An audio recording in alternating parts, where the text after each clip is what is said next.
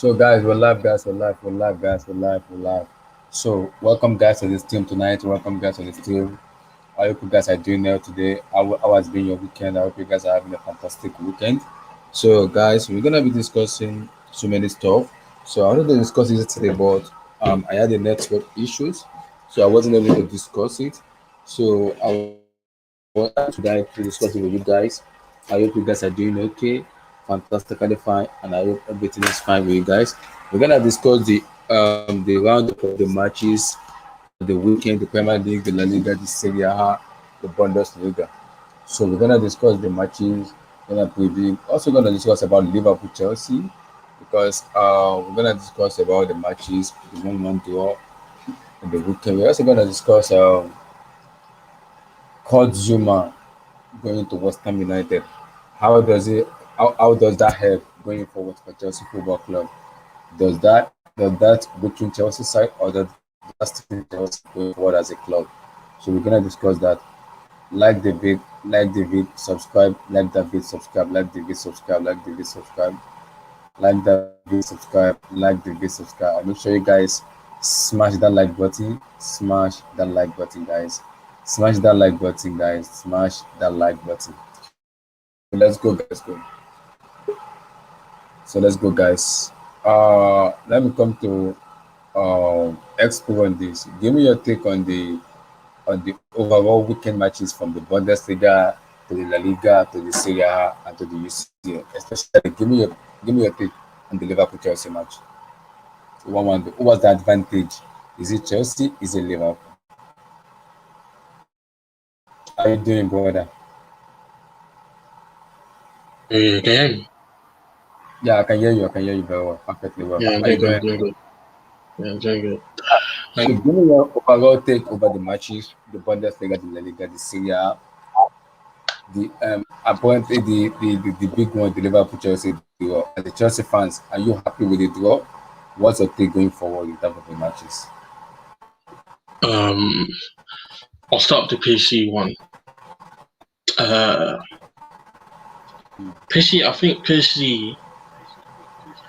The thing about them, they're very complacent because there's no challenge. Like, there's barely any challenge. But when they are complacent within games, they concede sloppy chances. Like, they were lucky not to go. They're lucky that it wasn't 1-1 at a point because I forgot the team. I think Reims. Reims scored a goal, but VAR took it off. So with PSG, I see the same issues as last. I've not seen a difference in terms of the play and the attitude from last year, but we'll have to see in the Champions League. What other games I watched? That's really the only game I watched from outside of England. But in terms of the What's the Liverpool game, scoreline of PSG? Did the PSG win today? yeah, they won. They won. I think it was 2-0. Okay. Yeah, I think it was 2-0. Yeah, 2-0. Um, yeah, with Chelsea Liverpool yesterday, great performance. Very, very good performance. Especially first half. First half, I think the first 10 minutes, first 10, 15 minutes was all Liverpool. Like, they were very intense. But that was also going to happen. It's Liverpool at Anfield. How to say it? Then we got into the game a lot more in the first half. And we started to really, really make chances and opportunities. But again, we are lacking with our decision making. Our decision making is very, very poor at times, and that's something we need to work on. Because that's the reason why we only went. That's the reason why we went 1-1 at half time because we weren't decisive when we were in good attacking positions. Okay, now with the penalty and red card, Mm-hmm. I think it was the right decision, but the how Anthony Taylor handled it and how he went about it was extremely wrong. But I feel like the actual decision was right by the letter of the law. I don't believe it should be right, but by the letter of the law, and I read the law in the FA, it was the right decision to make. But Anthony Taylor's an idiot because the way he did it was terrible. But it was the right decision, and it was unfortunately a red card from the letter of the law. But the second half, we were absolutely wonderful. I'm watching the game again now, and I'm seeing that we were defensively. Where I don't know how teams can break us down. It's really hard. If we just sort out our attack in terms of our attacking patterns and us becoming more decisive, I believe we'll be the best team in Europe, honestly. So I'm just watching that game because Liverpool and Anfield with your fans is very, very hard. Very, very hard. And we went there and we actually should have won that game. If it was 11-11, we would have won that game. I believe we would have won the game. But going forward, I'm very, very optimistic. Very optimistic. Before I was very skeptical, but now I'm pretty optimistic because seeing that performance, seeing the mentality of the guys, it's definitely changed from last season. Like last season, we were very complacent and just not up for it sometimes. But I'm seeing a big change in Chelsea so far. But yeah. So, because I look at the CEO Antonio Taylor, and I'm hearing it could ban from my that. Wait, your Is connection that was. true or not? Wait, can you Okay, say I that again? said, can you hear me now? Yeah. Yeah, I said I'm hearing the CEO getting angry about Antonio Taylor decision making, and I was angry too. But I'm hearing it could be banned from refereeing Chelsea games in the future. Is that true or not? I don't think that's true. Like the FA is not going to care about that. They're not going to care about the fans' reaction to Anthony Taylor. Let me be real. Like we'll see him But the again. problem But is the fans and the manager and the board are not happy with the referee. There's no way it's gonna referee a Premier League match when Chelsea is involved. No, there's no way. if If the fans aren't happy, I don't know if Chelsea have the power to do that. I don't know because it's meant to be they have the random. Like power. If referees the randomly. fans and the manager said we don't want, no, I know, but the manager can, Fans haven't got the power. club can say okay, no, the manager could say okay, we don't want this man, we don't want this referee, please give another referee because they don't feel good about it, they don't feel comfortable, and it's possible, and the FA could change the referee. They could.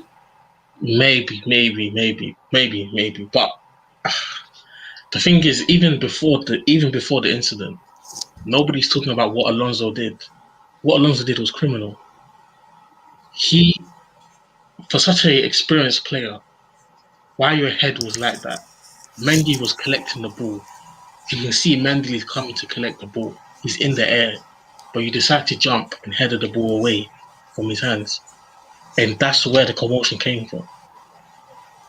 Now we need to look at what we caused for there to even be a commotion. Yeah, man, it was literally the last kick of the first half. We just needed to defend that corner properly. Then there's no issues. But we basically created that issue ourselves through Alonso, his rush of head, and then that's what happened. It is what happened in it. But Anthony Taylor himself, like I was even hearing from Liverpool fans, they've said that they've never liked him as well in the past because he's from Manchester and they believe he has a Manchester agenda in it, which I believe as well. Because Yeah, when I've seen him referee, I don't like him either too. I've been having a problem with him for a very long time. Whenever I view Chelsea matches, either we get a red card or too much controversy in him as a referee. I do not like him. I won't lie. I do not like him. I do not feel I've good never about liked him him. Never liked him. at all. From time the FA Cup final against Arsenal, disgusting. Right before the FA Cup final, I remember the 2017 under Antonio Conte. Yeah. When he blew them, was it the is it Arsenal Man City? Who are you on about? Anthony Taylor? Something related to that. Yeah. Even against Arsenal two couple years ago with Lampard. The red card there with Kovacic when we're not talking about that. It wasn't that was even not a red card on that day. That was not a red card. Nowhere near. He's so ridiculous. For me, I don't feel good about Antonio Conte as a referee because it doesn't make me happy. It doesn't. I do The not think the unfortunate VAR thing, happened. he's one of the most experienced referees in the Premier League. You know, he's at But the it's top. abysmal. You can see, Yeah, it's you can terrible. see, George. You cannot be the best. You cannot be the most experienced referee in the Premier League, and you become an abysmal referee or ridiculous or Him bad. and John Wait, Moss are the that's two bad. highest I'm being paid serious. ones. They're the two Yeah. highest paid referees, him and John Moss. So like he's apart. Like I don't If know he didn't why, be the but he's highest really paid highly referee, rated. wait, Tom, are you telling me he's the most higher paid referee and he's refereeing the No. He's match the second highest like a behind class John A or class Moss. B? He's the second highest behind John Moss. That's ridiculous. See, I I understand people may get angry just because the ball for me is 100% the penalty, but that is not the red card. That is not the red card for me. That is not. know, but the thing is, it actually is under the law. It's It the is law under, that's No, the it issue. is under the law, the but law. I see.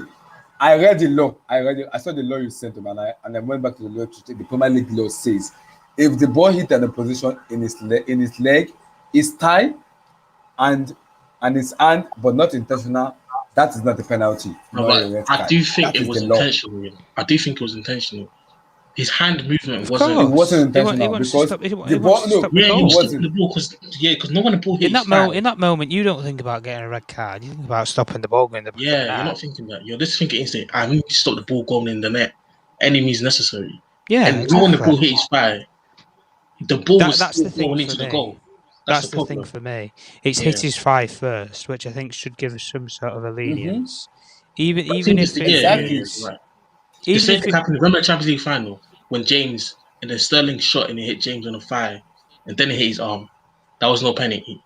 But the issue was it was because it was right on the line and it was preventing a goal scoring opportunity. That's I probably think, what swayed it. I think in that incident though, I think it should have just been. I think it was a penalty, yeah, but I think it should have just been a yellow card. Yeah, I know it states it under the law, but it's not like he's dived for the ball or anything like that. yeah, It's hit another part of his that's true. body to then hit that. So in a way, you can. So if I'm Reece James, I'm thinking I've been half done by. But if it's in the law of the game, then you're not exactly going to challenge the Premier League or whoever on the rules, and you can't really do much now anyway because the game's over with. Yeah, but with But Anthony Taylor and how he went about it, the fact that when he went to the screen, he looked for oh, two he didn't seconds. even look at it. Yeah, he looked at it. I don't think he Literally, looked at it that. They just got it was a still picture, the and then he only just thing that they walked got away. that were the image of the ball in his hand, and it was Yeah, just static. And then he just goes over, I, right, image pulls I up, bang, turns round, right, blows whistle, points for a penalty, pulls red card, bye. so hot headed. Like you look at a still picture and you say, okay, that's completely penalty red card, full stop. He didn't even look at it properly. He didn't even look at the video. He looked at a static picture. How is that? That's it. That's nonsensical. Scandalous. Yeah, Anthony Taylor. Because this is not the first time. This is not even the second time. I remember This is against not the first. Tottenham. This has see. I don't know what the FA are doing the Premier League are doing about this. This is not the first time this is happening. It's been happening consistently. What the hell is going on with the FA? What's going on with them? I remember Lampard's first season. Do you know when we played Tottenham? What's going on with the FA? The FA is No, a this is joke. not the first time this is happening. Can Yeah, the it's not. FA just do something about it? Can they do something about the place? No, they Mm, can't. Do they do can't. They what? can't. No, not the season. The season's been already finalised and No, everything. because So I'm hearing there's gonna be a protest between Chelsea fans and the Premier League board, the Premier League representative that they do not want and you they really don't think want Antonio Taylor. and you really See, think that they they're do going to not want listen to Antonio Taylor that? to blow. Come Yeah, on, the they would. FA. They're gonna If do the this. FA if the FA caused I don't an care if issues you've got to a the million. I Premier League don't and care tell if you've them, got 1,000 petition people signing a petition, or you've got 1,000,000, or even if you want to put Roman Abramovich's signature on it as well. I still don't think it's going to change any sort of the matter. They're not going to sack a referee Yeah, and the thing is, because it's not fair on other teams. okay, What if other teams don't want to have Anthony Taylor as well? exactly. It's not Then fair. yeah, and it's something like, well, I don't know. Say there's a massive hit of COVID or whatever with the referees or whatever, and then you can't. Then it all ultimately falls down to Anthony Taylor, who's got a referee it. What Yeah. are you going to do? Not refuse to play, and then you'll just get fined and probably maybe even dock points because of it. So the worst of scenarios that this can scale onto, even if you get what you want and you don't have Anthony Taylor referee any more matches. But I'll agree with the fact I don't think he should referee decisive matches. I'm talking like games at Wembley or whatever for the Carabao Cup or for FA Cup or whatnot. I don't think he should referee in any of them, to be fair. I can't remember if he was one of the referees on. I don't think he was one of the referees that went to the Euros. I can't remember if he was. I think It was. Look, he's really respected. He's really respected it on a world level.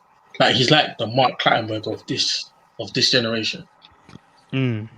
Like he's surprisingly he's well respected. But please, can someone tell me when the ref is gonna retire?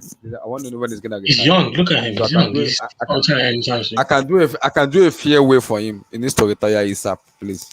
I need to do a fair way for him. Me personally, I prefer Andre Marina. I'm serious. As a referee. I'm serious. I actually want him to. I want him to retire, so I'll be able to laugh, cheer him up, and tell him, bye. See you when. See you. I don't know yet because we can get angry as much as we like, but this is not the first time this man has been doing this abysmal rubbish. It's not the first time. Could be worse. It could be Martin Atkinson. Oh, Martin Atkinson. See, between him and McDean, I don't know the difference between him and McDean. Both of them are just shambolic. McDean and Antonio Taylor are just like. I think he's slowly starting to know his place now. Like he's starting to calm down now. Have you not noticed that? Like he's not calm down.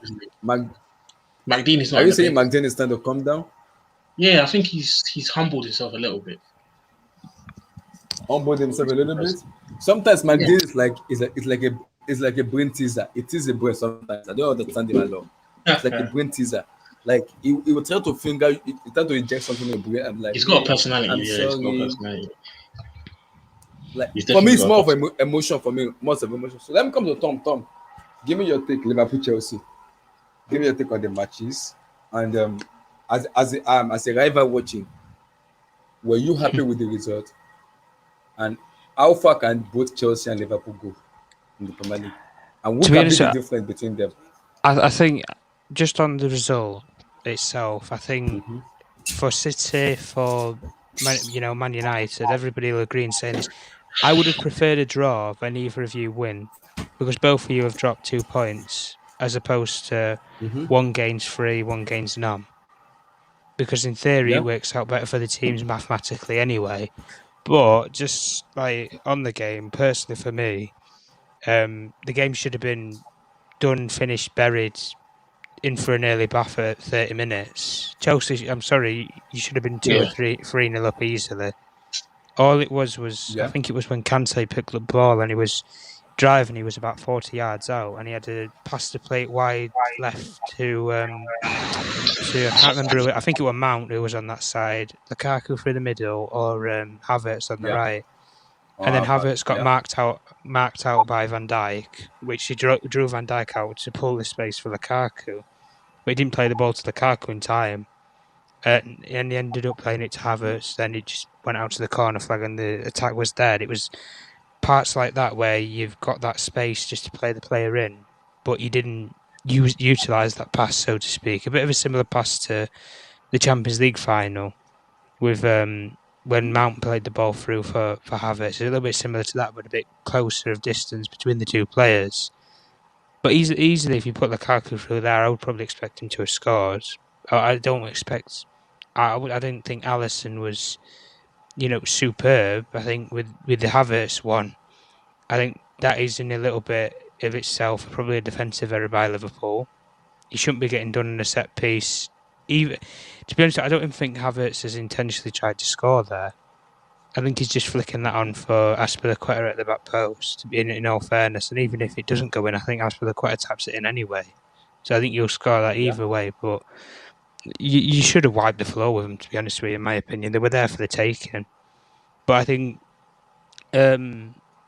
Chelsea can take more positives out of the game, to be honest with you, because I don't know, there's just there's just something that doesn't look right about this Liverpool team when you compare it now to when they won the Champions League or the Premier League. There's just I don't know what it is. You get what I mean, though. I don't know what it. You Yeah, can't put your finger on it, but it's not the same flowing football. There's not that. What's the word? Like threat there. There's not that danger there anymore. I don't think. Where it's Liverpool. There's not that fear factor. I guess you could say when you go up against them anymore, even if it's at Anfield.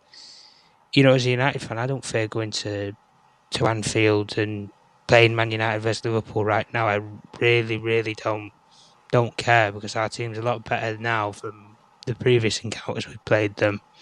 And it's same with Chelsea. Like I say, really, you don't in these sort of scenarios when you're trying to win a title or whatever.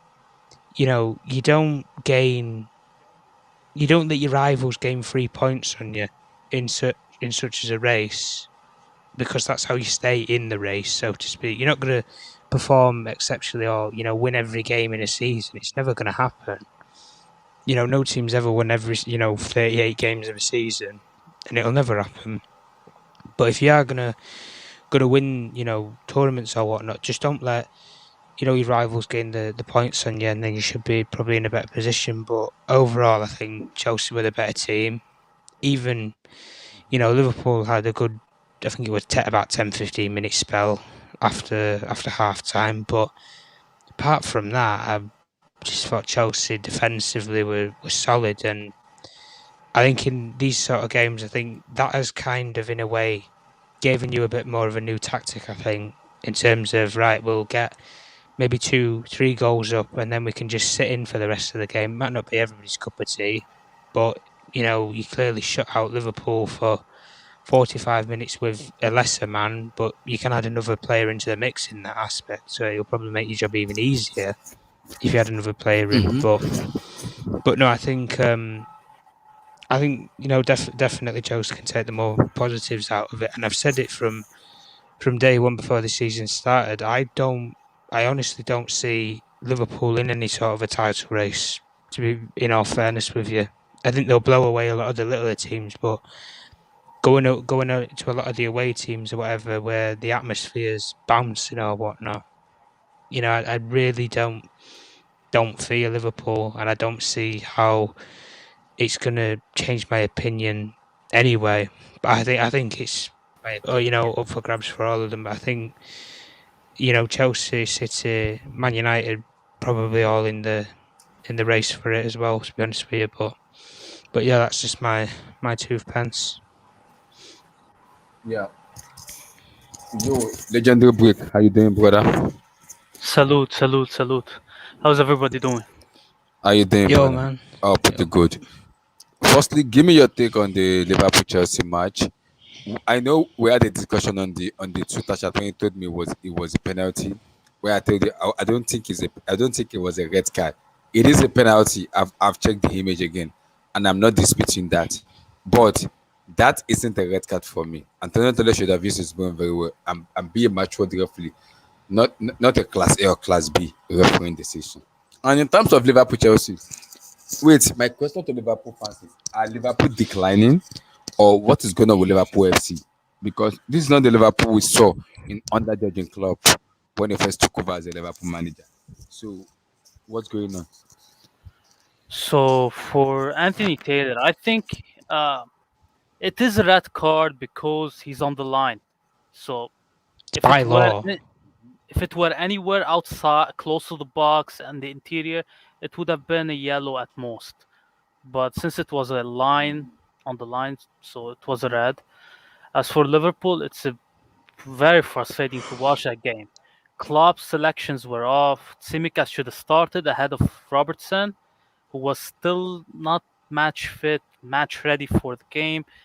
Um, and Bob, Bob, Bob should not be starting for Liverpool in 2021. The only thing that he had going for himself is his ability to press the defense. He's burnt out. He can't do that anymore, and he can't score. So why the hell is he starting for Liverpool anymore?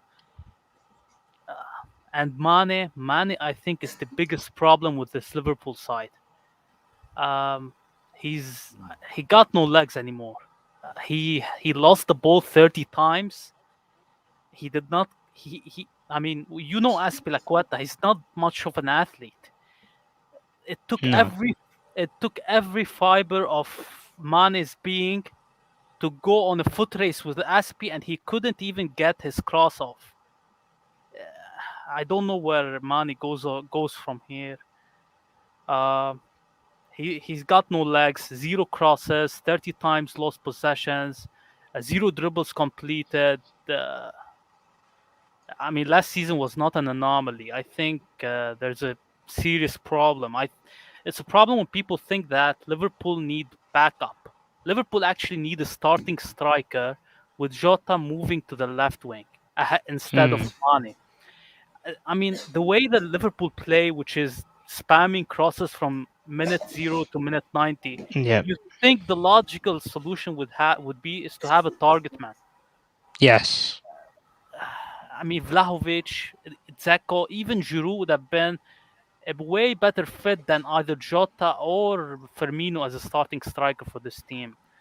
I would have Uh, give you one player, but they wouldn't touch him with a barge pole, and that would have been Jimenez. Jimenez would have been nice. Jimenez, Just- a younger version of him, possibly maybe without the injury, because that might dampen his confidence or whatever to head the ball or whatnot. But as a target man, he's not a bad person to aim for. Yeah, and his link up's very solid as well. It is what it is. I don't think this Liverpool team can challenge in the Champions League or even in the Premier League. They're gonna get top four probably, but in the Champions League, I don't even want to watch those Atletico games. Those Atletico games are gonna be horrific. I don't think Liverpool can even beat that deep block that they have. So that's they should they should be lucky to get draws against Atletico in the Champions League. It's a bit of a tough group, so you never know. Europa League is not that far fetched. Wait, what legendary? They just said, oh. I mean, I'm being Is that what you realistic. say right now? I'm being realistic. Liverpool are Yes, that's us. one Salah injury away from going to Europa or even finishing fourth.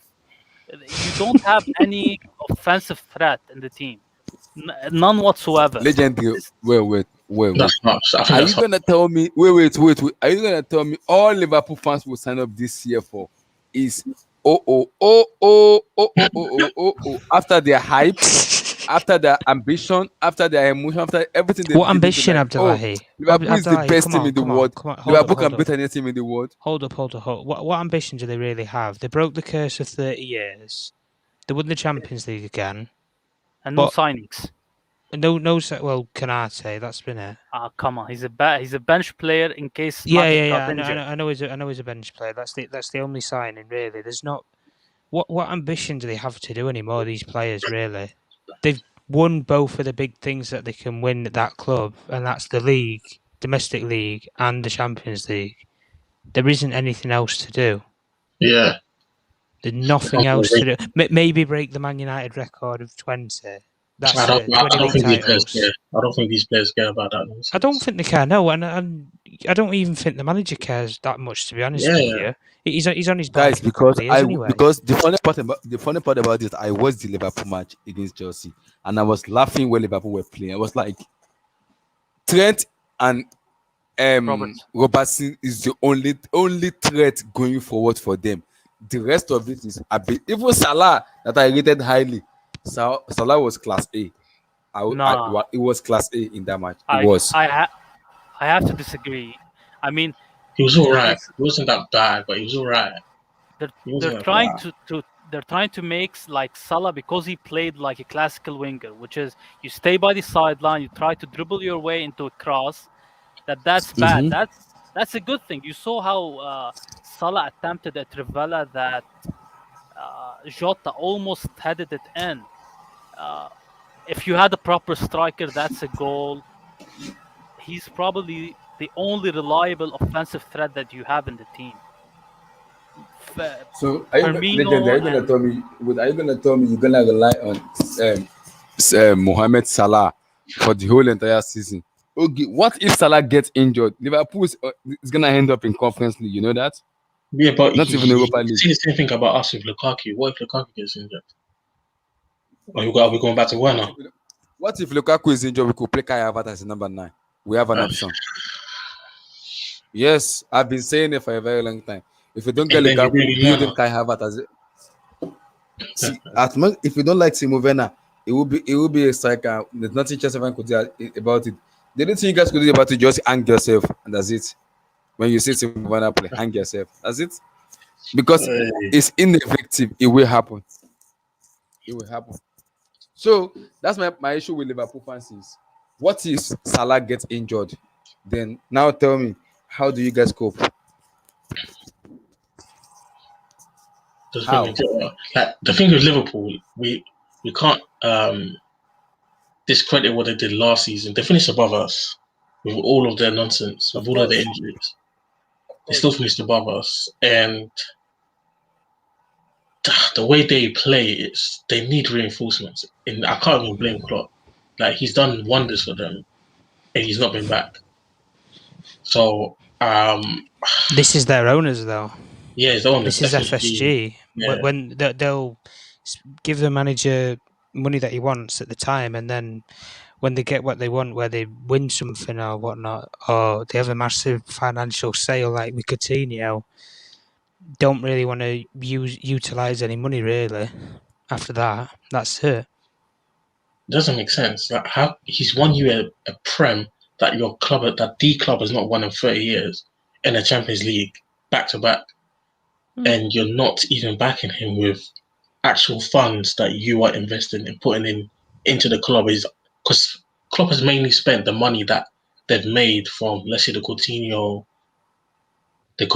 mainly the Coutinho. So I can't really think of who else they've sold. No, Who, they've not sold anybody high profile other than Coutinho. That was yeah, I can't think of anyone else they've sold. Yeah. But they've used the Coutinho money anyway for Yeah, Alisson and Van Dijk. Yeah.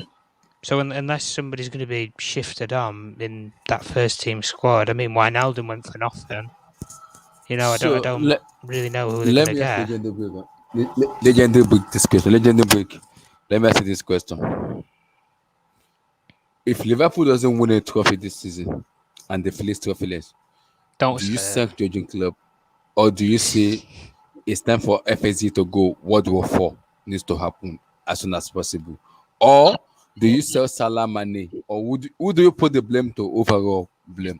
I think you gotta blame the ownership.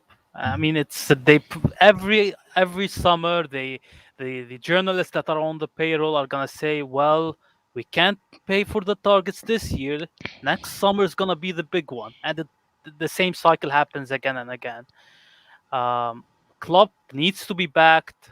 I think some of it is Klopp's fault. His inability to change the style of play is a part of the issue, but the owners gotta back him, and it sort of feels eerily similar to the Wenger era.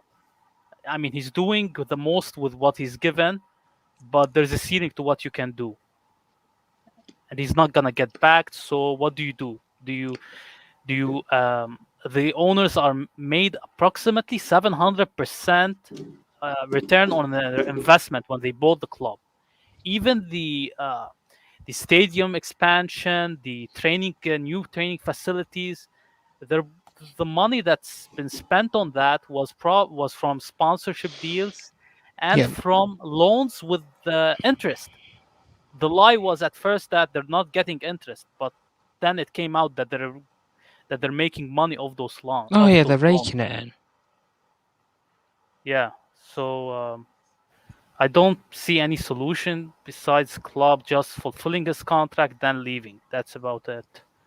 This is what I mean, and Wow. I mean, even if Klopp, you know, when he does leave, I don't honestly think they have somebody lined up, and I don't want to hear Steven Gerrard because I don't think he is a That's genuine. that's who I'm hearing. That's who I'm hearing. That's gonna replace Jurgen Klopp. But this is the thing: when he goes in there in a couple of years' time, this squad's going to be aging. You put a couple more years on some of the key players. Van Yeah. Dijk, Salah, Fabinho. Put them all a couple of years on. So surely enough, he's going to be if he does walk through the door, it's going to have to be a full rebuild, and he's going to have to build a complete team. And when it's all going plainly and smoothly at Rangers right now, are you really that urgent to want to go and be Liverpool manager? I know. Obviously, Liverpool and Rangers put them in different categories and everything, but you've done what you've done at Rangers and could possibly go on to do more. Where you're coming then into Liverpool, where you're going to have to start from scratch in a way and rebuild the whole revamp a team essentially. A little bit like what Lampard had to do when he went in there and he didn't have any money to spend at all because of the transfer ban. Kind of similar situation to that, but I'm in the same as Legendary Brock. I really just don't see what is going to change at Liverpool. And when you get to that sort of cross point, maybe you have to come to the realization and say, well, nothing's going to change. Because I can't see Klopp being ballsy and making a decision in terms of demand signings. I can't see him changing system. I can't see him, I don't know, maybe adopting a new formation or something. It's little bit far-fetched for anybody to really do that when you've had so much success, not just at Liverpool, but in your whole career playing that one system. It's something drastic that has to happen if he's gonna change it. Really, to be honest. Very true. I think the only possibility is you sell Salah because he's the only profitable asset you have. Or Van Dijk. I mean, Van Dijk. Can they afford to sell him? Probably. Actually, they have Konate, they have Gomez. So yeah, Van Dijk would be another asset. But Firmino, I don't think he's a starter in the Premier League. There's not much assets in that team because a lot of them are aging. Not teams are not going to pay. And 50 some of them plus, sign new contracts anyway. Yeah, most of them sign new contracts, so it's not looking as if they're looking to change. Fabinho did, Alisson Van did, Dijk did as well. Van Dijk did, yeah. Robertson, Trent did recently. Trent did, yeah. I don't think any of the front line, any of the front three signed any new deals recently. Yeah. I think they're all on long-term ones anyway. Is Firmino a starter in the Premier League? What team can you name that he can start for? He doesn't have the physicality nor the ability to come on, let's not do this, man. Arsenal. He's had a quality. I think he's had a quality Premier League Arsenal. career. He's had a quality Premier League career. I'm not discounting his. I'm not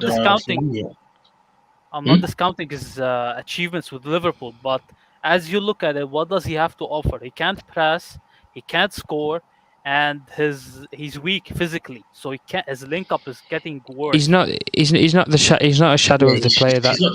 He's not the shadow of a player that was blowing goals against PSG or whatnot, or just having a fun run around. 5-1 against Arsenal a couple of years ago. He was a beautiful player.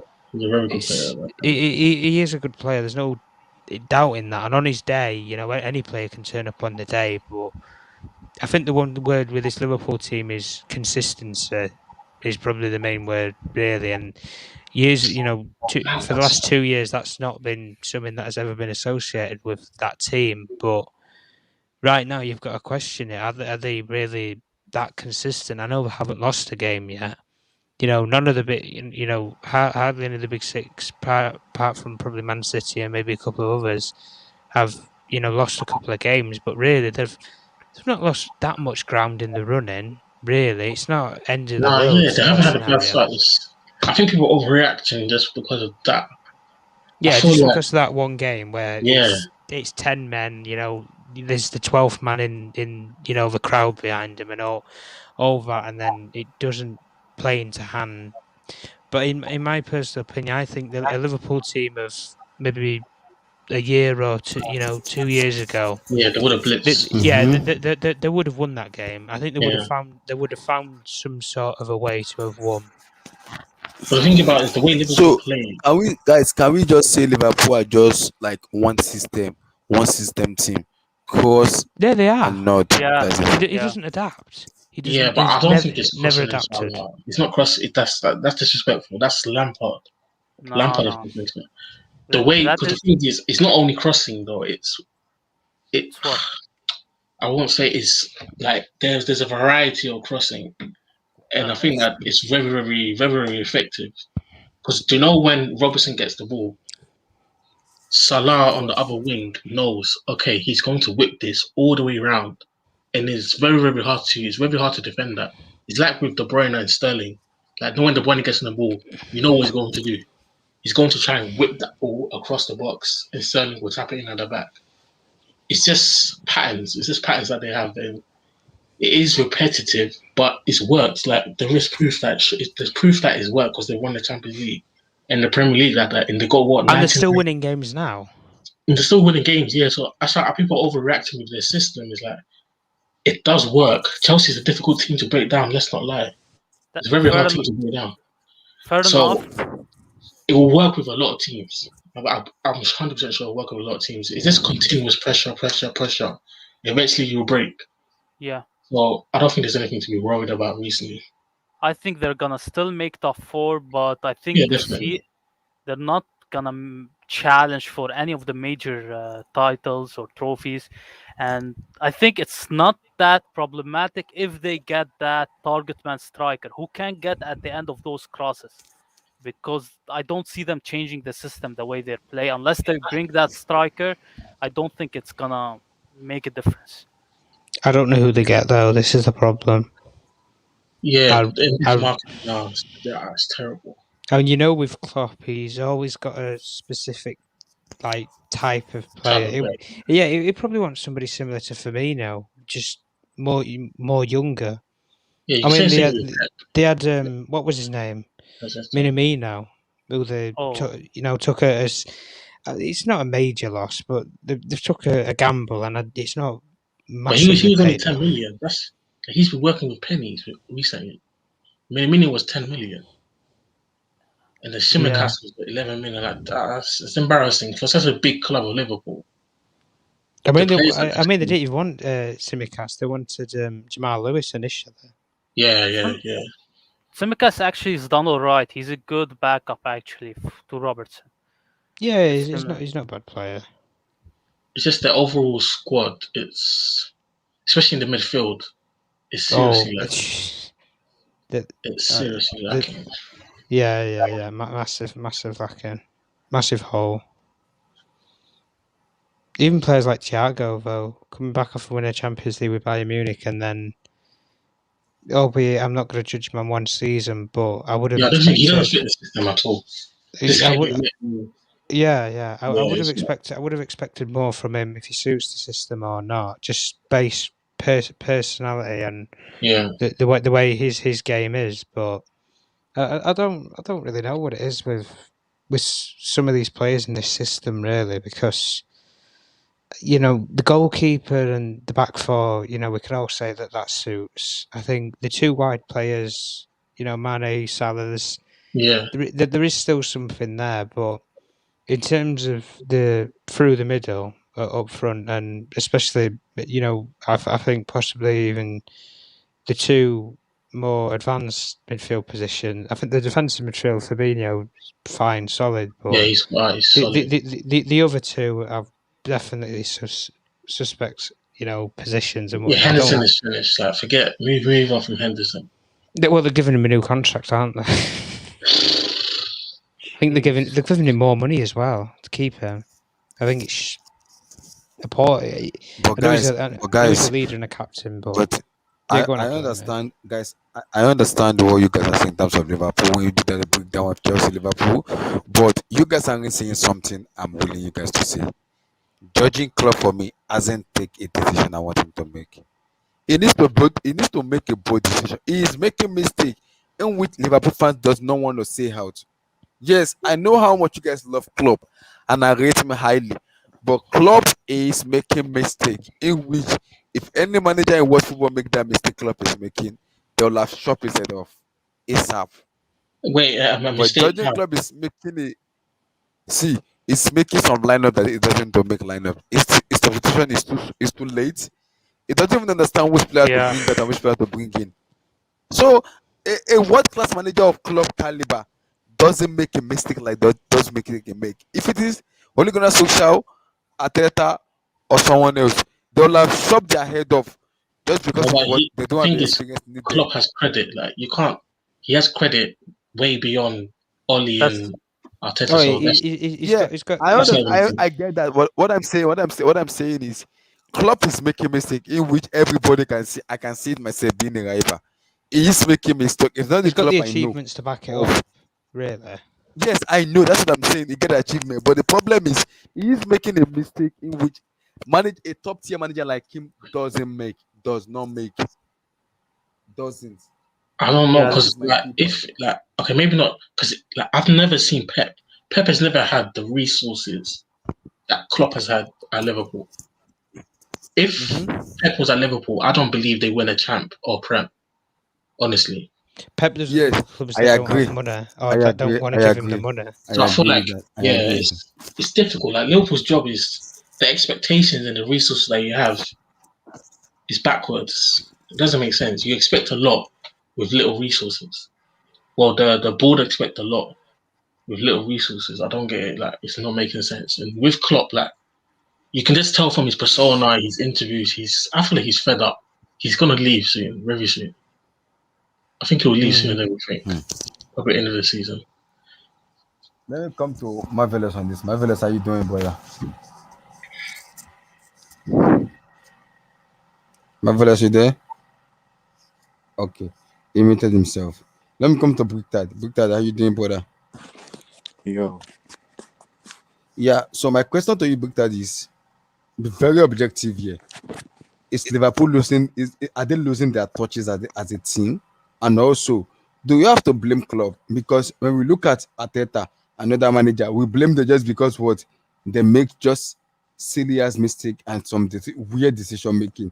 And what's the Liverpool match with Chelsea?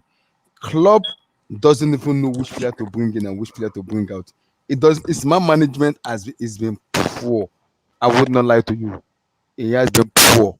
So you see Liverpool telling Liverpool fan that or the boy that I just want to give up. I am done with managing you guys because if you don't want to back me, it's over. So give me your overall take on that. Give me your overall take on Chelsea Liverpool. um, I didn't watch the match in Chelsea versus Liverpool because I was doing something. But for what I think about Liverpool, to me, I feel like they probably need like a new forward and yeah, new forward to be honest, because um, like yeah, I don't watch enough Liverpool, so I don't know what's their problems really. But from what I'm guessing, they probably need a new attacker or new midfielder, like a Wijnaldum type of midfielder. You know, I think that's what they really need. Um, but Klopp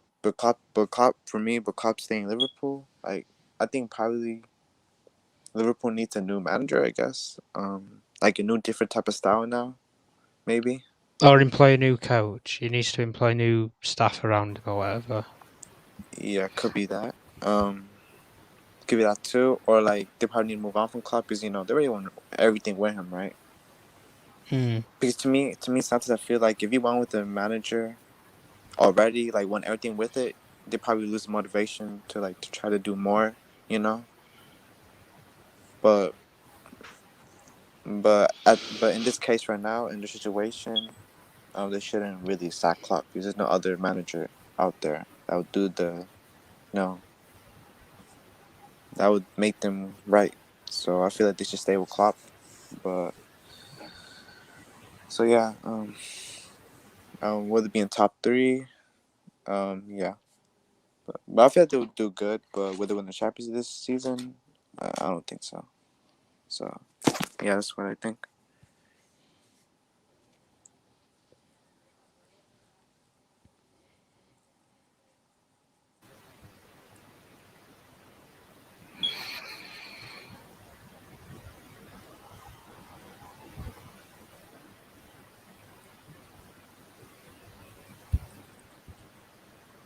Abdullah, you there? Yeah, I'm there. I'm there. I'm there. I'm there. And guys hear me? I'm there because I'm looking at some start online. So can you guys hear me very well? Yeah, I Oh can yeah, hear you we can now. hear Go on. Yeah, I'm checking some stuff online to see because see, I don't want to go too much on Liverpool fans because if you look at overall what clubs, especially the man, see, I rate him so highly because I call him a world class manager. He is a world class manager, regardless of what people say. Whether you like him or not, he is a world class manager for me. For me, so I don't know if you guys can kind of see what I'm saying. Liverpool fans see you can rate so many players as much as you like, but I'm still saying the same thing. You guys are neglecting club mistake as a manager. He is making Mm. mistake. Yeah. He is. He is making mistake. And if any other manager, maybe apart from club or any other manager who doesn't have experience of club, make that mistake, I know how much fans on social media or online will come at that manager and literally just chop off his head. Just literally just chop off his head. Why? Yeah, yeah, but the thing Why is, don't because we just blame Jurgen Klopp? Why? If you no, make because mistake, see, we have do you every right know to come where out and say, Klopp, do you know you where get this Liverpool? wrong. Oh yeah, yeah. Hmm. Hmm. Go go go. Yeah, because Liverpool could just come out and say, yes, Klopp, you make mistake in this. You can only, as a manager, we respect you, we love you, but you make mistake. They have to admit it that, and see, there's no crime in criticizing the manager. There is no crime. If a No. manager make mistake, you have every right to criticize manager. Why? Because you believe, not just because you know past the manager, but just because you believe that he has a wrong substitution, maybe a wrong player comes in as a substitution, or a substitution was late, and everything. You have every right to criticize the manager, not to blame him or to abuse him of a decision making. You don't do that because you don't coach those players. He is the one that coach them.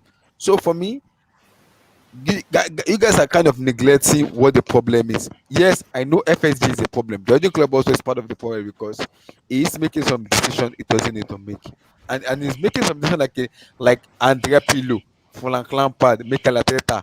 Those kind of decisions they make, he's just making this kind of decision. Why? Why? I think Eh, I talked about his selection for the game. It was wrong with mhm, the fullback and the starting lineup. But I think the more important point was last year how he managed the injuries. He Hmm. sacrificed the midfield to cover for the defense by playing Henderson and mhm. Fabinho, Fabinho. and he ended up losing both. So I think that was a problem he created last year. He should have relied more on Nat Phillips, but you can't really criticize Klopp because you know the alternative is not gonna do as well as he's doing, and he's already won you the only Premier League you've ever won. S- You're in a lose-lose situation here. Mm, that's true. Someone, anybody want to drop in? Marvelous, are you there? Yeah, I'm here. I Marvelous, are you think. there? Can you hear me? Yeah, I Can can hear you, Yeah, you, I can hear Marvelous. you. Do I How sound do Marvelous? you Can hear you muffled? us, hear us? Abdullah? Yeah, I can hear you guys. Do I sound muffled? Can you guys hear Marvelous? Yeah, we Yeah, can. But yeah, we I can don't know hear why him. you We can can't. hear I him. don't know why you can't hear Marvelous. Do I you can't got? even hear Marvelous. I don't. Maybe drop out Abdullah and come back in. Okay, let me come in and come in again. I can't hear him very Yeah, well. I'm yeah. coming. Marvelous. Just give your thoughts on the Chelsea game while he's popping back in.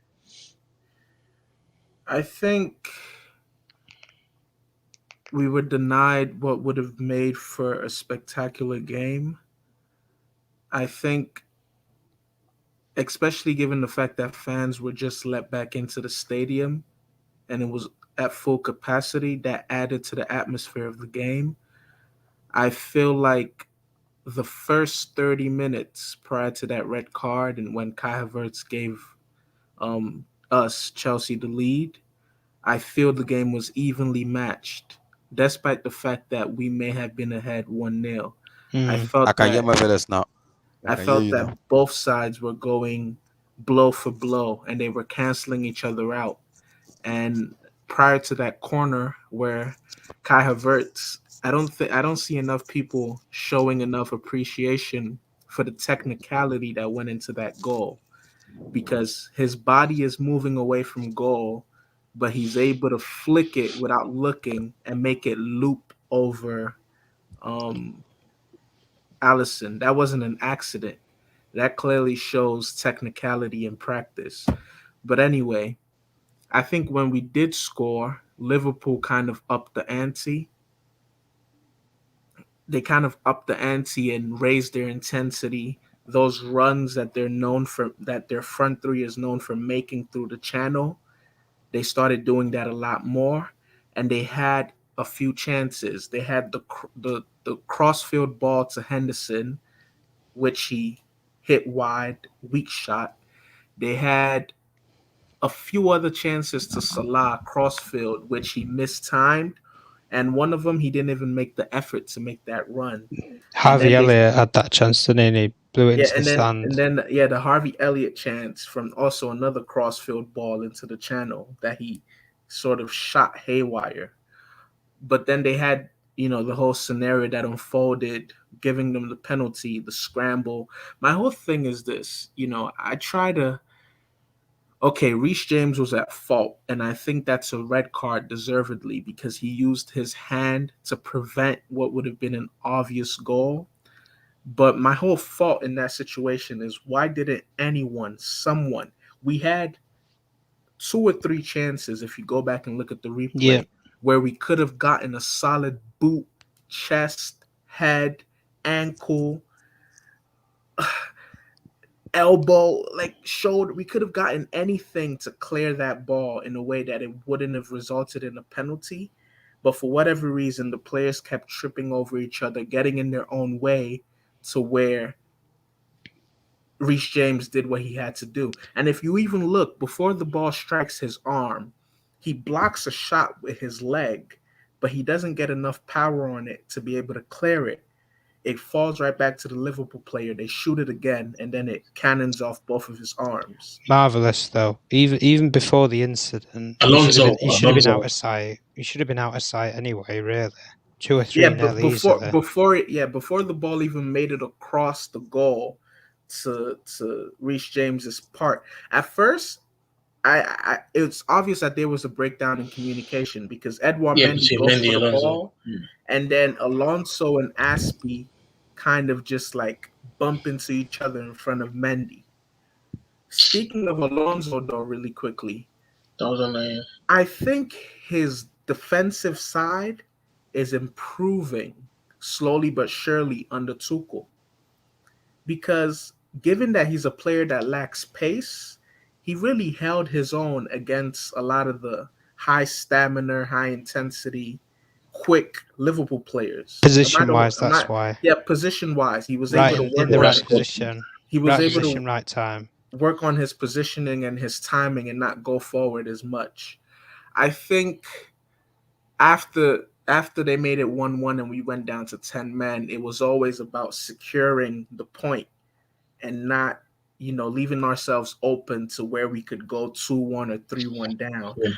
I think Lukaku had that chance where I feel rather than go for it first time, if he would have sort of tried to control it, use his body, I feel like he could have had a better, clearer shot on the goal.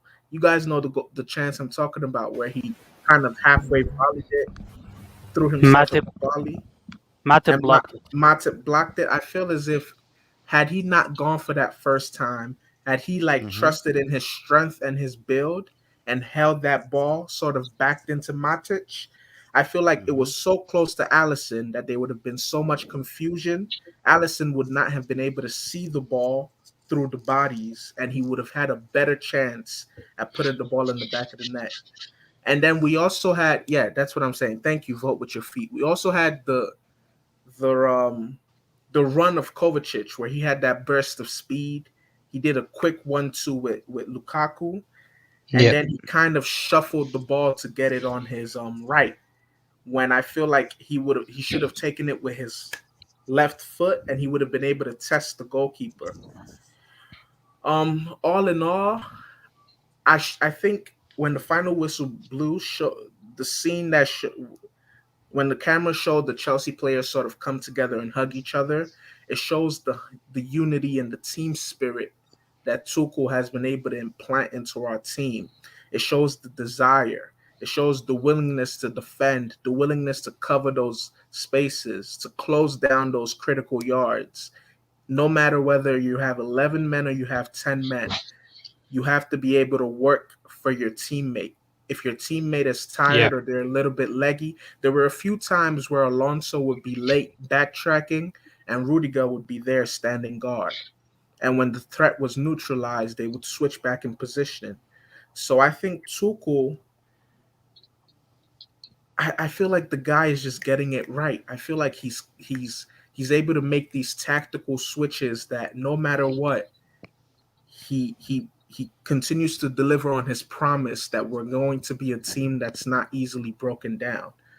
As far as Liverpool goes, I maybe a lot of people wrote them off, but I feel like they're still extremely dangerous. I mean, Yeah, what they do it so well to where you can never count them out. Those runs down the channel, how direct they are with their play, how intense they are with those runs, how they gang press, Yeah. how they hunt in packs. They do that so well. They've not been found out is probably the best way you can put it. And you Well, I don't all think my you don't thing is always win the title just beating the big teams. In theory, you can beat all the little teams yeah. probably in the league and lose all of your top six games, both all eight of them. You I could still win agree. the league. I've always said that it's only small-minded people who feel like, oh no, if you don't beat the big teams you can't win the league. It's actually these games against like a Norwich, a Brentford. Those are the types of games where if you do all the dirty work, if you dot your I's and cross your T's, you don't really have to worry too much when these big games come around. But the point I was making is perhaps Tuchel has figured him out, but we would never know because we went down to 10 men. Because I kind of have this opinion that had we not been short a man, well, obviously we don't concede because the penalty never gets given. But aside from that, I feel like we would have been able to defend that 1-0 lead. And actually, before the game started, I actually predicted a 2-0 where we go ahead early and then Liverpool kind of raised their intensity and in trying to equalize, were able to counter and make it 2-0. But unfortunately, that wasn't the case. All in all, I look at the point as a point well earned. I don't look at it as 2 points dropped. I look at it as 1 point gained because I do feel that this season Liverpool will drop points in games where we're not going to drop points, if that Mm. makes sense. Yeah, like similar opposition. Like Yeah. Liverpool might drop against, I don't know, Like, okay, Leicester, Tottenham. Leicester, for That example. I keep piggying back off Tottenham because I feel like a lot of top team, even though Tottenham is on top of the Premier League as I'm speaking right now, I don't think they'll win it. But I think there'll be this boogie team for a lot of other top teams. But I don't see them being a boogie team for us. And that's the point I was making in the last hangout. I can see Liverpool playing a 1-1 or even losing to a Tottenham, but for some odd reason, I see us beating Tottenham. So I feel like, But at the same time, I see us drawing against Leeds. Do you get it? yeah, that's true. But I feel like unlike the past 2 or 3 seasons, we're a lot more solidified as a unit. We're a lot more hungry. I feel like there's a desire to I win the feel like Premier League this I season. don't know. I feel like we're very hungry with the big teams. I No, no, don't no. know I if we're think hungry I enough think with with the smaller every teams. team, there's a show of desire. There's a hunger there. Mm, I want to see Aston Villa. I want to see Aston Villa because the last Aston Villa game, that's what We I'm talking about. lost. Yeah, We lost 2-1, but I don't you see the second half of last season as well as we did, there's certain games that I kind of dismiss when people bring up. For example, when we lost 2-1 to Villa, it was the last day of the season And even though a lot was at stake in terms of our Champions League place, I feel like a great percentage of our players were already focused on the Champions League final itself, to where their mindset wasn't even in that game as much. They didn't give their all. But that's not right. That's not right. That's not the right mentality to have. Yeah, Because but how do you know we're going to win the Champions League? exactly, you're right. But also, you can excuse it. It's unexcusable. But you can look at it from the perspective of a lot of the players that won that Champions League for Chelsea.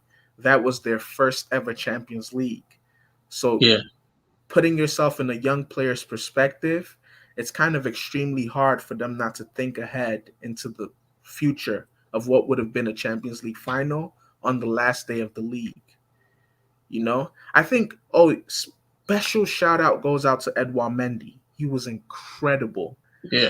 That's the best performance I've ever seen from him in a Chelsea shirt. This Well, guy, yesterday. yes, he even had like two saves where the ball traveled through so many bodies. Hmm. Like the Van Dyke shot, for example, the commentator, I think it was Peter Dury, he was like, he doesn't think that was going in. I've watched that replay so many times. I think Van Dyke's shot was going in, and Edouard Mendy was able to save it. And then another one, we sort of cleared a corner, and I can't remember who hit it through a lot of bodies, and Edouard Mendy was right there, eagle eye, laser focus. He saved it again. I think everyone played their part yesterday, and Tuchel made the right substitutions. I hope Conte gets well soon. He re-aggravated his ankle injury. I think Jorginho was the right substitution to make. And even at the later stages of the game, when he brought on Chaloba, it showed that Tuchel is a manager who's thoughtful, who's like always in the game, who's always thinking as to ways to shore up a result, and that showed. We didn't lose the point.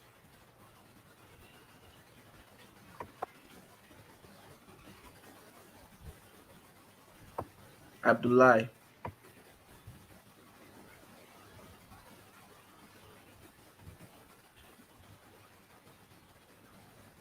How do you rate overall Lukaku's game? Because I was told he polished his technique in Serie A.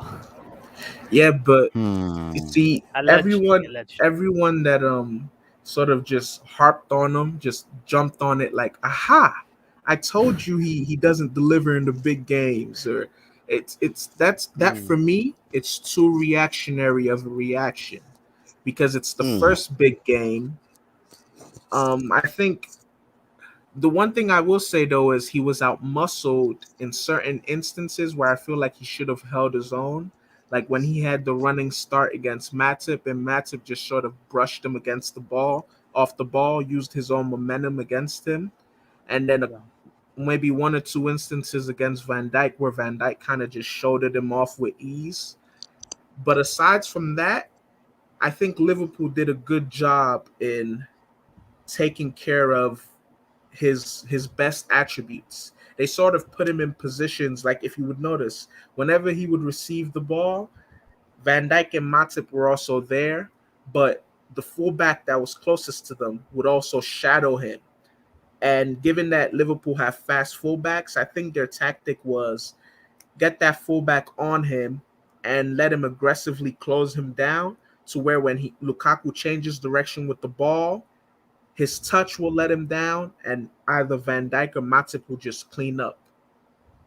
And I can't remember who said this. It was either Nana or NK. One of them mentioned the fact that they were like, I pray Lukaku doesn't forget the ball when he runs. I've been very observant since he signed for Chelsea. He still makes that mistake. Sometimes when he's attempting to dribble, he often, like when he feints or when he does a one step over, he forgets the ball. And my advice to him would just be, listen, you're big, you have muscle mass, you have pace and power. You have pace and power. Marvelous. Sometimes Relax. you don't Relax. sometimes you don't have no, but I'm being objective. Sometimes Lukaku, you don't have to be as flamboyant. Skinny players, short players, weak players, They can afford to do all of that trickery because they need it to help them get past the defender that's more physical than them. Given that Lukaku is this body of mass, this specimen, my advice to him would just be sometimes just look down and drive through whoever's in front of you. Just run through them. And I feel like if you do that one or two times a game, it would intimidate whoever that defender is, as opposed to you trying to feint them out, step over, trying to like dribble. Just sometimes don't get fancy, just get gritty.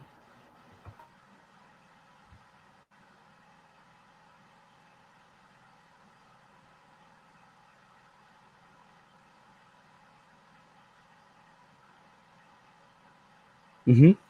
I'm listening to you guys because if you guys look now, you can see that just because can you guys hear me very well? Yeah, yeah. We can Oh, hear okay. you perfectly. Oh, okay. Because if you look at social media now, I don't know if you guys have kind of just talk much about Liverpool because uh I look at the match now. Who has more benefit? Is it Chelsea or is it Liverpool going to Anfield? Let me come to break that in this. What was the question again? I mean, who has more benefit in terms of the advantages, like going forward in terms of Chelsea and Liverpool? Like, relax. Well, I seen some of the highlights of the game. I feel like Chelsea had the more advantage because due to their formation, like if they lose like one player, Mhm. they'll be fine. Brick Uh, Tart, I have a question. yes. Are you Damien Perez? No. No, I don't think so Am, because am Damien I is the only different. one? Am I the only one that thinks he sounds like Damien Perez? Nah, I'm not him.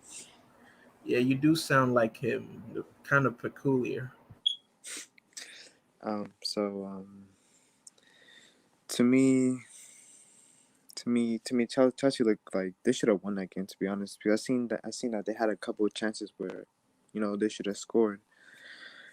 Um, but I feel like Chelsea just outclassed Liverpool literally. Like to me, Tuchel's fantastic. Like the dude is actually the best manager in the world. I think Tuchel's just it's just a masterclass. He's just a master at this, man. He's a very good tactician, very good manager. So yeah, that's what I think. Marvelous. Who has better advantage, Chelsea, Liverpool? And going forward, are you being impressed after 3 matches with Chelsea, or you want to wait like 10 or 15 matches before you judge them? Um, let me just bring up my calculator and look at something real quick. I know when you divide 38 by 3, it gives you a Mm-hmm. decimal. Mm-hmm. So That's I would three divided by say three. That's I points. would say okay, every 13 games or every 12 games, I think is would be a fair assessment as to how the season is going. So the first 12 games to me would be early season, right? Mm-hmm. Mm-hmm. Then the following 12 would be mid season, and then the last 12 would be the run in, the conclusion of the season. I think so far in the first three games, which is one fourth, I know this sounds like a math class, but one fourth of the first 12 games, I think we've been incredible. Five, 6 goals scored, 1 goal conceded. Our defense is a work of art. I think we've been the most tested of all the top sides in terms of who we faced. For example, Tottenham is top of the league today, but they've played Watford. Who else have Tottenham played? Wolverhampton Wanderers, and I think. They've played Wolverhampton Wanderers. Well, we Mm, okay, we don't know, but they've played like mid to lower league, no lower league side, lower mm-hmm. table sides. So they haven't Mhm. really been as thoroughly tested as a Chelsea. So I would urge a lot of our fans to not be misled or carried away by the fact that they're currently top. See the bigger picture. We've played. Who did we play on opening day? Crystal Palace. We played Crystal Palace, who on their day, even though I think Patrick Vieira is a brick of a manager, but on their day, Crystal Palace are a good test of what your team is really about. Then we played Hmm. Arsenal, who, for whatever reason, in the past few seasons, no matter whether we're playing good or we're playing bad, they always seem to get the better of us, and we dispatched them with ease. And then we had a performance against Liverpool to where you could say, had we not been short of a man, maybe we do win that game. You could say that with confidence. So I think out of all the sides in the Premier League, I'm most impressed by Chelsea, all bias aside, just me being objective. I think there's a laser-eyed focus in the dressing room, and that matches perfectly with Thomas Tuchel's comments about us hunting down Manchester City. I think there's a laser-eyed focus on the Premier League being the priority. Yeah. Even but I'll just put my 2 cents in. If you ask me whether I want the Premier League or I want to defend the Champions League, I'm always picking to defend the Champions League any day of the week. But Liverpool, though, I will say this, like I said earlier, they're very good at what they do. And the thing about them that is very impressive to me is that no matter who they have on the pitch, no matter who it is wearing that jersey, their style of play is so good and it's always the same to where they're always efficient. Harvey Elliott, he put in a shift.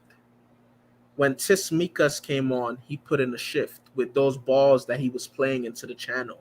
So no matter whether they have their players that have grown into becoming superstars on the pitch, or they have upcoming players from their academy, or players that they've just signed, Jurgen Klopp's style of play is so clear, and his directions to the players are so clear that they're always efficient with what they do. So I feel like for that reason only, they're going to be a threat because no matter how you play against Liverpool, they keep coming and coming and coming and coming and coming. So I see them being a threat long run.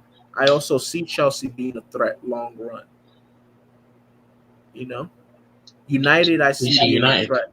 Yes, I see United being a threat because I think Cristiano Ronaldo's signing will help their mentality as a collective. Because I can already assure you that the dressing room is already buzzing having him back. Like I said in yesterday the last stream we had, I see him hitting the 20 goal mark one way or another. Penalties, headers, Marvelous. corners, tap ins. No, I see it happening. Have you seen United? Did you see United play today? Yes, but that's without Cristiano Ronaldo. That wouldn't have helped. And It and I wasn't. don't It even wasn't even the attack. It's everything behind the attack I on don't the even midfield. I don't even think the team that they started today is really their best team in terms of the players they can field. So I Who see else were they them as a missing apart threat. from James? Cavani Cavani came off the Cavani won't bench. start. I don't even think he started. Yeah, he But wouldn't start. I think when Cristiano Ronaldo does come into the team, they have some ironing out to do, and once they figure Big that time. out, and that says a lot about a team, though. The fact that you say, "Oh, they were rubbish," but they still won, and No, they but they won. always play like this. This is not what I want of. I'm being so. This is not a one of. They should have No, lost to no, Southampton as well. They've had yeah, many performances like this last season. that's what I'm saying, Josh. That's credit to them. That's the sign of a dangerous team where they can play horrible and not lose. No, but the thing is, And if that becomes that a that's a habit, that's a quality that even Chelsea had in the past under title winning managers. Under Jose Mourinho, we would have games where we would play god awful and we would still be able to either sneak off and win the game, bank robbery, or we would not lose. Yeah, I don't know if you guys remember that legendary clip of Mourinho on final day where he's like, "I'm not saying we have to win." Do you guys know the clip I'm talking about? Mourinho is giving Mm. Chelsea a team talk. Abdullah, do you know the clip I'm talking about? In his first Yes, I stint, think I. 2004, Yeah, I think I did. I did. 2005, he looks at John I Terry, did. he looks at Lampard, he looks at Drogba. Mm-hmm. He's like, I'm not Mm-hmm. saying we have to win, but we cannot lose. We cannot lose. And a lot of times, that has to be your mentality. Sometimes maybe you don't want to win. Maybe winning is the best case scenario. Maybe it's better to have the mentality of no matter what happens, we will not lose. And I feel like Manchester United, you have to give them credit where credit is due. I've seen times where like they look like they have no idea what they're doing, and I'll look at the score line and it'll say Manchester United 4, Leeds United 0. And I'm just like, how? But they figure it out. And that's what I hope that Chelsea can be able to do this season, figure it out. And we figured it out against Liverpool, and I hope we continue to figure it out. Fair enough. Fair enough. Fair enough. I want to come to another person now, which we've not talked about. Let me come to legendary conduce. It's official. It is confirmed. Here we go. Zouma is a West Ham United player, and before the transfer window close, we Chelsea will go for Jus Kunde. Firstly, give me your take on Kozuma. Is Chelsea losing a big asset in Kozuma to West Ham United, or is high time for him to go to West Ham United? I think, how old is he? 25, Kurzuma. 26, 20, 26. I mean, he should be playing regularly for a team. So that move to West Ham is probably the good move. Especially, I mean, if you're not getting time with the team in a three center back system, you gotta move. That's the way I see it. I'm not too sure what Jules Kunde is gonna offer more, better passing Mhm. probably, but um that's as far as I see it. Yeah, Josh, Juskunde to Chelsea soon and Kozuma to West Ham United is official. Josh, are you there? Okay.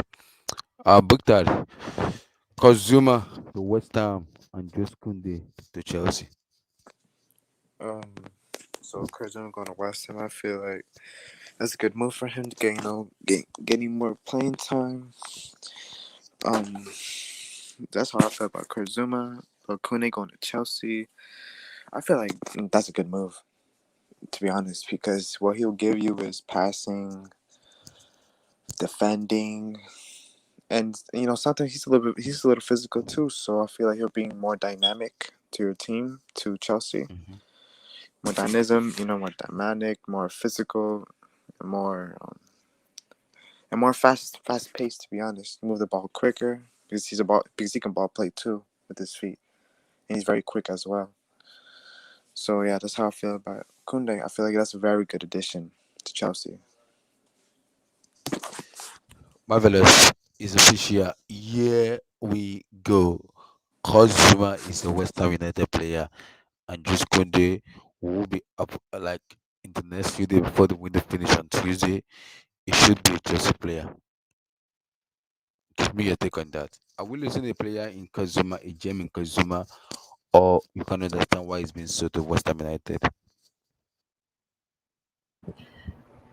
I've said this numerous times last season, and I'm pretty sure if you dig far back enough, to my earliest appearances on the Complicated Chelsea show on Abdullah's platform, the Blue Studio, you would find that I've always said Kurt Zouma is the worst defender at Chelsea. I think his positioning is bad. That's something that I really think. Okay, let me be honest. I think that that knee injury he had early on in his Chelsea career, when he sort of had that breakthrough into the first team and he partnered with John Terry. I think that knee injury really like affected him, whether it be physically or psychologically. I just always felt like Post that, his positioning was bad. Even at Everton and Sunderland, where he would have incredible performances, his positioning was still bad there. And when you deploy a three at the back system, your positioning has to be spot on. I mean, look at Christensen. How many times do you guys ever see Christensen sprinting at 100 miles per hour? Never. He doesn't need to. He's already there. How many times do you guys see Thiago Silva sprinting at 100 miles per hour? Never. He doesn't need to. He's already there. The two defenders that we had that would constantly get praised for having good recovery speed were Tomori, who I feel like was so young that we could have kept him and really chiseled and developed a top defender from him, and Zouma. And the reason why those two were always praised for that was because their positioning was so bad that when a player got in behind them, they would have to sprint back and close the player down and make all these last minute tackles. Last minute tackles, they look great when they work out, but when they don't work out, they result in penalties and red cards. And when you're unable to catch the player, it's not every time you're going to be able to catch the player. For example, when Patrick Bamford got behind Zuma, Zuma couldn't catch him. When Minamino got in behind Zuma, Zuma couldn't catch him. When you're unable to catch that player, more often than not, they'll just place it past your goalkeeper and it results in a goal. With that said, though, we are losing someone that's very capable physically in terms of a physical battle with an opposing striker that's physical and someone that's great in the air, a goal scoring defender, a defender that's able to get his head on the ball. But he's 26 years old. If he doesn't fix up with his positioning 25, 26, 27, man, I don't think positioning is something. I think a lot of what comes with defending you get as you enter the twilight of your career, which is your 30s. Mhm. But I think positioning is something you pick up when you're like 23, 24, 25, 26. How old is Christensen?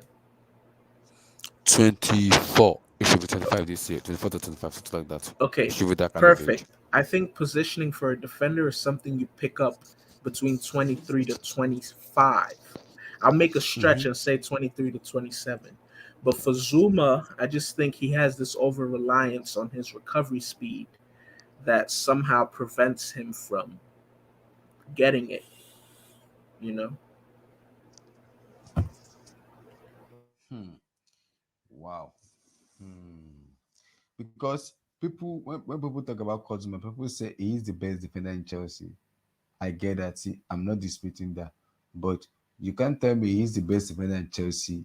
And I could remember last season, I could remember very well against Arsenal, against Southampton. It was Kozuma, because the same Kozuma that led to the goal. So many mistakes he's done in Chelsea that I can't even count or either comprehend and just say he does this. So we all know Kozuma is a brilliant centre back, but there's a difference between a brilliant centre back and a good and a world class um, um, ball playing centre back. So it's a difference. So I understand what Chelsea fans get angry and say and said, why are you selling Zuma when you have so many players and Jose Kunde will not be as good as Kozuma? Relax, because Jose Kunde is 22, so he'll be 23 by November, October. So it still has like 8 9 years in Chelsea to develop and become the best centre back in the world or one of the best. So I understand why Zuma goes. It's understandable. It's that time bringing Coach Kunde in for him to feel welcome and get him ready for the Premier League matches and all matches we have across Europe. So for me, my two take on it: congratulations to Coach Zuma. I wish him best of luck in his West Ham career going to West Ham United. And also, Coach, my blessings and happiness towards you and the family in terms of going to West Ham United. That's my two praise on Coach Zuma to West Ham United for me. It will make them more solid in the back because he is a very good centre back, and he should he should be careful in terms of his positional awareness, because the same mistake he make in Chelsea, he could easily make the same mistake also too at West Ham United. So he should be careful in the way he tackles, he make last these tackles and so many stuff he's not kind of used to doing. So like the video, subscribe, like the video, subscribe, like the video, subscribe. Make sure you smash that likes button. Smash that likes button, guys. Guys, this kind of roundup of what we've been kind of doing for like 1 hour plus something like that. So I appreciate everybody for coming on in and sincerely appreciate. And guys, international break is here. I hate the international break, but guys, you guys need to enjoy yourself for the international break. We're gonna get back after the international break. If anything comes up during the international break, I will talk about it and we'll discuss. But for that, we just have to talk after the break is kind of over and the respective players go back to their club to represent their country. Like the video, subscribe, like the video, subscribe, like the video, subscribe, like the video, subscribe. And guys, peace out, guys. Peace. Peace.